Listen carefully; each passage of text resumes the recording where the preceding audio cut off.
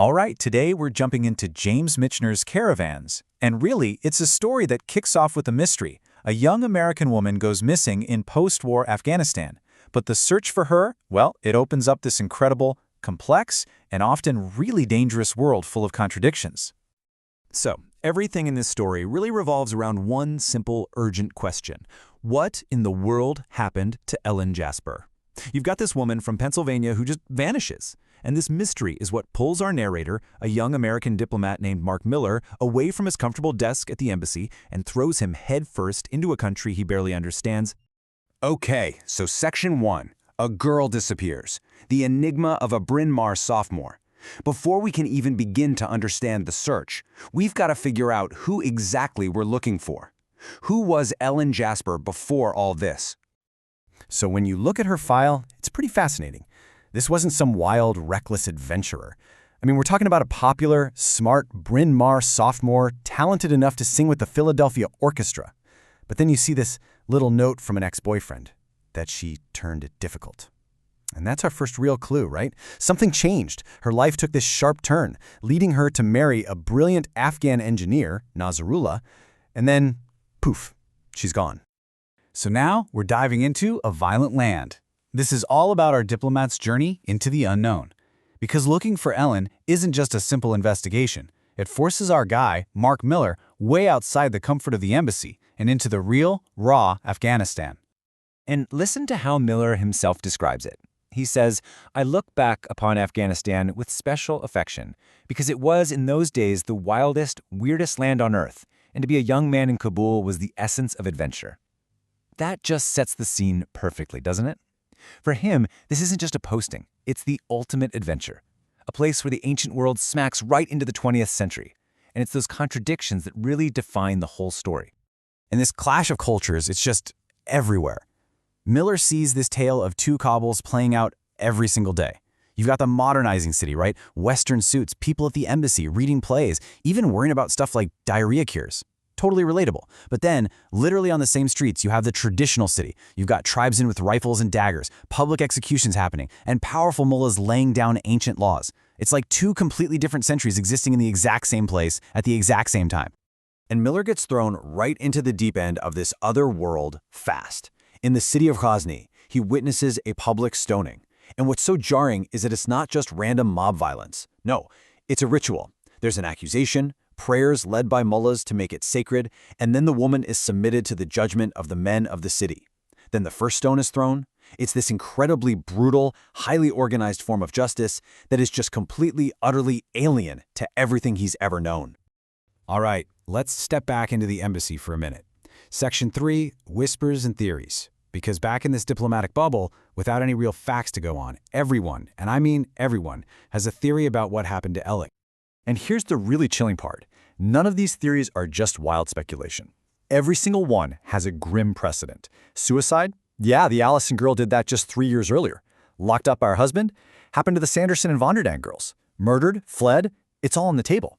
The tragic reality was that foreign women disappearing, it wasn't a one-off thing. It had happened before. And that makes every single one of these terrible possibilities feel frighteningly real.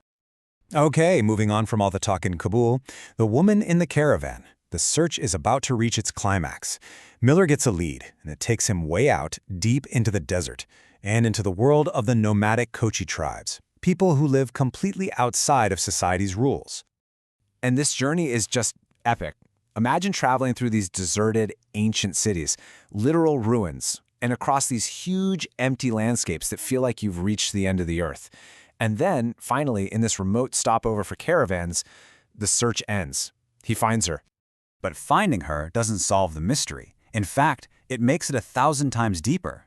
She just calmly says, "I'm Ellen Jasper, and you must be Mark Miller from the American Embassy." Just like that. She's not a victim. She's not a prisoner. She's a willing, almost proud member of this nomadic caravan. This isn't something that happened to her. It's something she chose.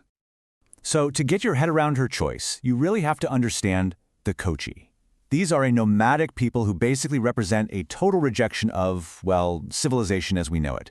They're always on the move with their herds, living in black tents, completely untethered to villages, governments, or any modern rules. For Ellen, they embody this pure, primitive kind of freedom.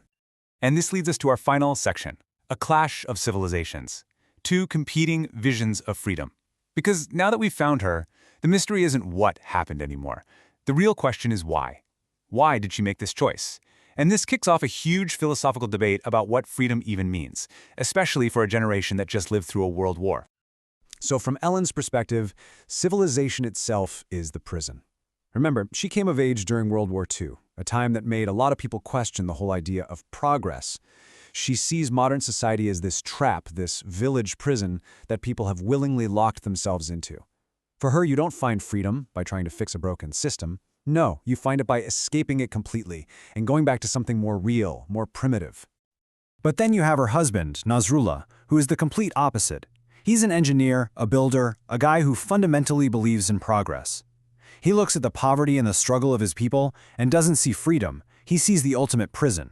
For him, freedom isn't something you run away to find. It's something you build. You build a gigantic dam to bring water to a desert. You use technology and work together to fight back against a harsh world. That's freedom. And this right here is the heart of the whole book. What is true freedom? Is it about escaping the whole system like Ellen wants? Or is it about rolling up your sleeves and building a better one like Nasrullah believes? You've got her vision, which is all about individual liberty and escaping a flawed civilization. And you've got his, which is about collective progress and engineering a better future.